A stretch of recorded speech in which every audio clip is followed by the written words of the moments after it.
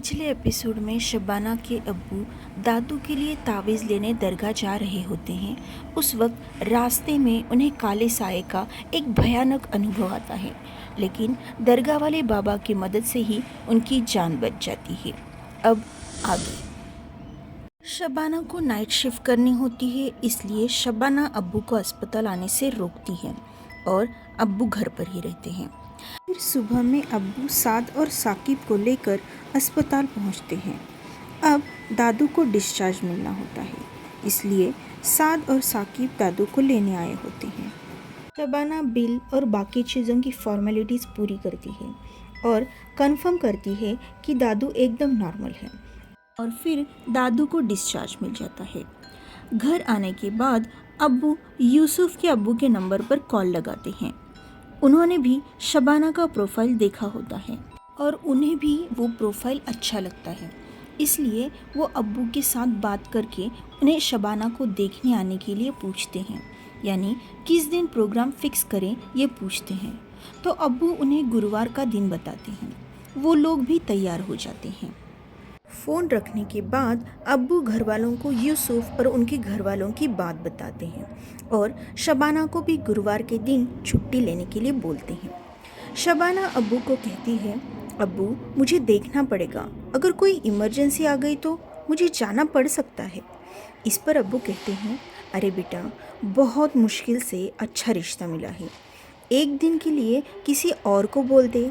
अरे हाँ, श्वेता को ही बोल दे कि वो तेरी शिफ्ट कर ले, तूने भी तो उसकी शिफ्ट कर ली थी ना। शबाना कहती है, हाँ अब्बू, मैं श्वेता को बोल सकती हूँ, वो कर लेगी। इतना कहकर शबाना अपने हॉस्पिटल के लिए निकलती है।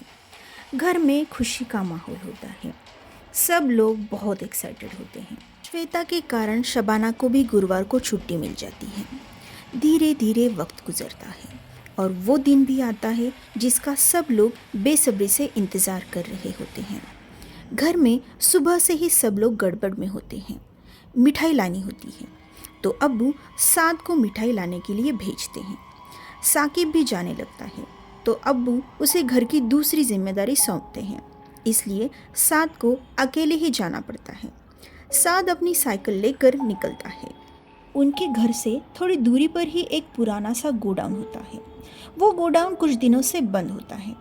जब साद उसके सामने से जा रहा होता है, तब उसे ऐसा लगता है जैसे उसका नाम कोई ले रहा है। वो पीछे मुड़ के देखता है, पर उसे कोई नहीं दिखता। वो फिर से साइकिल चलाने लगता है, तो अचानक उसकी साइकिल का टायर एक ही जगह पर जम जाता है। वो अपनी पूरी ताकत लगाकर साइकिल चलाने की कोशिश करता है, लेकिन वो साइकिल उस जगह से हिल भी नहीं पाती है। तभी साद को गोडाउन में कुछ हलचल नजर आती है और गोडाउन से उस तक कुछ कदमों की आहट होती है। कुछ पल के लिए साद को लगता है कि कोई गोडाउन से निकलकर उसके पास आया है। तभी कहीं से एक आदमी की आवाज़ आती है और वो साद से पूछता है, क्या हुआ बेटा, ऐसे एक जगह पर क्यों खड़े हो? अचानक आई हुई आवाज़ को सुनकर साद बहुत डर जाता है और आवाज़ की तरफ देखता है। वो आदमी बड़ा ही अजीब होता है, लंबे बाल, काली आंखें और चेहरे पर एक डेविल स्माइल, और उसके कपड़े भी बहुत अजीब होते हैं। उसको देखकर साद और डर जाता है। साद उस आदमी को पूछता है, भैया जी, अभी थोड़ी देर पहले तो यहाँ कोई नहीं था, आप कहाँ से आ गए? वो आदमी हंसते हुए कहता है, मैं उस सामने वाले गोडाउन से आया हूँ, मैं उधर ही रहता हूँ। उस आदमी की बात सुनकर साद को हंसी आती है और वो कहता है, भैया जी, आप मजाक कर रहे हो ना, ये गोडाउन तो बहुत दिनों से बंद है और यहाँ पर कोई आता जाता भी नहीं है और मैंने पहली बार ही यहाँ पर आपको देखा है। वो आदमी भी हंसने लगता है और साधारण हंसते हंसते ही उसकी हंसी एक डेविल की तरह होती है। उसकी हंसी सुनकर साद बहुत ज़्यादा डर जाता है। उधर घर पर अब्बू साद का इंतज़ार कर रहे होते हैं। आधा घंटा हो चुका था, लेकिन अब तक साद का कोई अता पता नहीं था। अब्बू सोचते हैं, दुकान तो इतनी दूर भी नहीं है, ज़्यादा से ज़्यादा 15 मिनट लगेंगे। फिर पता नहीं साद इतना देर क्यों लगा रहा है। वो बाहर आकर उसकी साइकिल देखते हैं। वो मन में कहते हैं, साइकिल लेकर गया है तो इसको तो 10 मिनट में ही आ जाना चाहिए था। कहाँ रह गया ये लड़का? ये सोचते हुए ही वो उसे कॉल लगाते हैं, लेकिन वो फ़ोन ही नहीं उठा रहा होता। 2-3 बार फ़ोन लगाने के बाद भी साद फ़ोन नहीं उठा रहा होता। अब अब्बू डर जाते हैं और वो साकिब को लेकर साद को ढूंढने के लिए निकलते हैं। उधर वो आदमी अब एक भयानक साया बन जाता है और वो हवा में तेज़ी से ऊपर की तरफ उछल जाता है। उस आदमी का वो भयानक रूप देखकर साद की तो सांस ही अटक जाती है। वो चिल्लाना चाह रहा होता है, लेकिन उसकी आवाज़ ही नहीं निकलती है। उस भयानक साये को देखकर साद वही बेहोश हो जाता है। इधर साकिब और अब्बू लगातार साद को फ़ोन लगा रहे होते हैं। अब साद का फ़ोन बंद आ रहा होता है।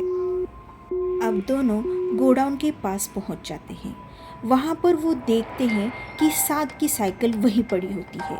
वो साद को इधर उधर ढूंढते हैं तो गोडाउन के पास में ही साद बेहोश पड़ा मिलता है। वो भागते हुए उसके पास जाकर उसे उठाने की कोशिश करते हैं। उसे हाथ लगाते हैं तो उसको इतना तेज़ बुखार होता है कि उन दोनों को ऐसा लगता है मानो उनका हाथ ही जल जाएगा। वो दोनों फ़ौरन ही साद को उठाकर घर ले आते हैं। साद की ये हालत देखकर अम्मी और दादी घबरा जाते हैं और अब्बू को पूछने लगते हैं कि क्या हुआ, लेकिन खुद अब्बू इस बात से अनजान होते हैं कि साद के साथ हुआ क्या था। अब साद के होश आने के बाद ही उन लोगों को पता चलना था कि साद के साथ एग्जैक्टली हुआ क्या था। वो सब लोग साद को होश में लाने की कोशिश कर रहे होते हैं, लेकिन साद हिल भी नहीं रहा होता। अब अब्बू बहुत परेशान होते हैं और अचानक से उनको याद आता है कि जब दादू की तावीज़ लेने वो दरगाह पे गए थे, उस वक्त उन्होंने खादिम का नंबर ले रखा था। फिर वो झट से खादिम को फ़ोन लगाते हैं। खादिम कहता है कि वो लोग रास्ते में ही हैं, कुछ देर में पहुंच जाएंगे। तब तक ये लोग साद के सर पर ठंडी पानी की पट्टियाँ रखने लगते हैं। साद का टेम्परेचर कम करने की कोशिश करने लगते हैं, लेकिन साद की हालत में कोई भी सुधार नज़र नहीं आ रहा था। शबाना भी कंटिन्यू अपने सीनियर्स के कांटेक्ट में थी। यूसुफ और उसके घर वालों का फ़ोन आ चुका था। वो लोग कुछ देर में पहुंचने वाले होते हैं, लेकिन शबाना और उनके घर वालों की बहुत सारी तैयारियां बाकी थी। शबाना अब्बू से कहती है, अब्बू यूसुफ के घर वालों को फ़ोन करके बोल दो कि आज का प्रोग्राम कैंसिल करते हैं, क्योंकि साद की ऐसी हालत में हम लोग ठीक से उन लोगों को अटेंड नहीं कर पाएंगे। अभी हमारे लिए साद का ठीक होना ज़रूरी है। अब्बू को भी शबाना की बातें ठीक लगती है, इसलिए अब्बू यूसुफ के अब्बू को फ़ोन लगाने लगते हैं। तभी डोरबेल बजती है।